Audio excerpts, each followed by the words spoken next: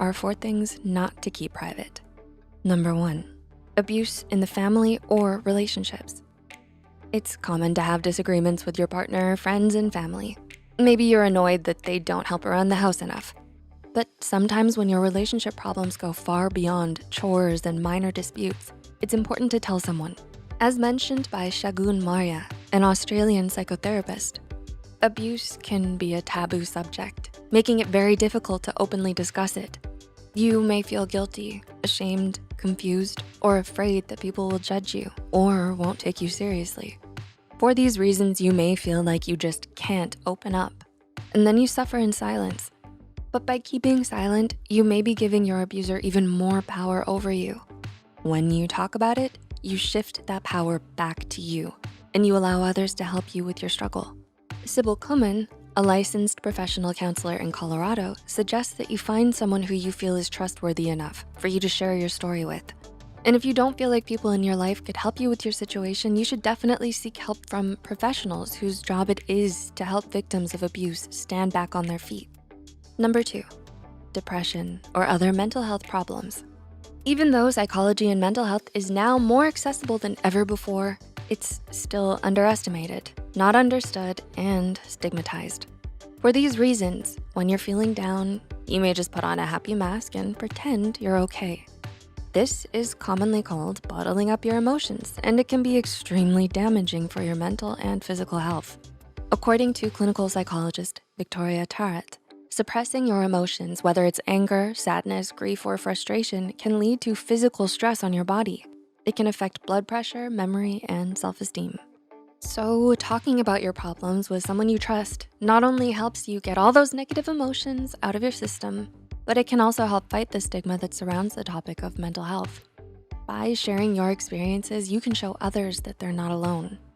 This was confirmed by a new study published in the Community Mental Health Journal, which found that young adults who shared their stories about living with mental illness increased their well-being and felt less stigmatized. Don't suffer alone. There will always be someone willing to help. Number 3, unequal pay or difficult financial situation. Sometimes people are just nosy, especially those you don't know well. They may use your financial situation to shame you if they think you earn too little, or mock you out of jealousy if they think you earn too much.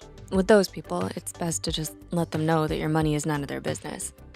But there are situations in which talking about money can actually be important. Even though we live in a modern society, we still haven't solved the problem of unequal pay.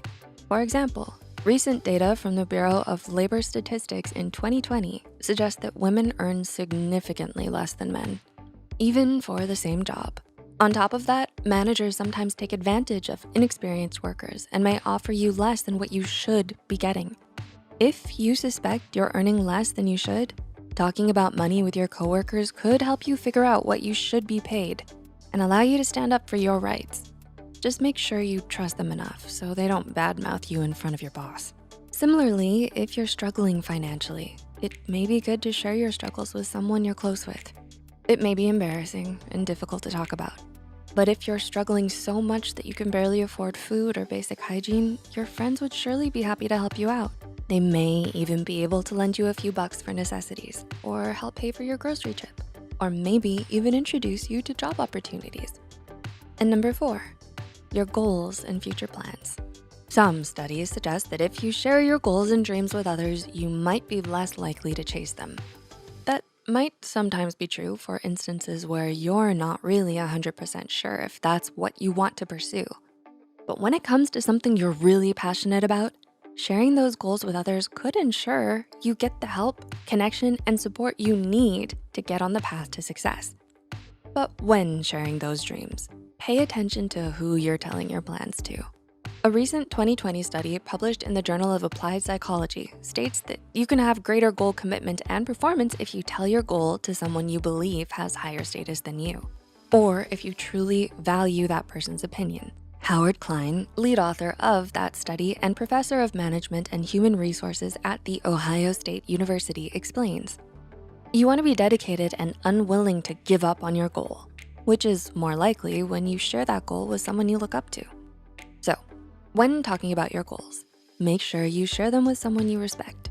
In that way, you'll make sure it won't be just all talk and no action. Do you agree that these things shouldn't be kept private, but shared with someone you like and trust? What are some other things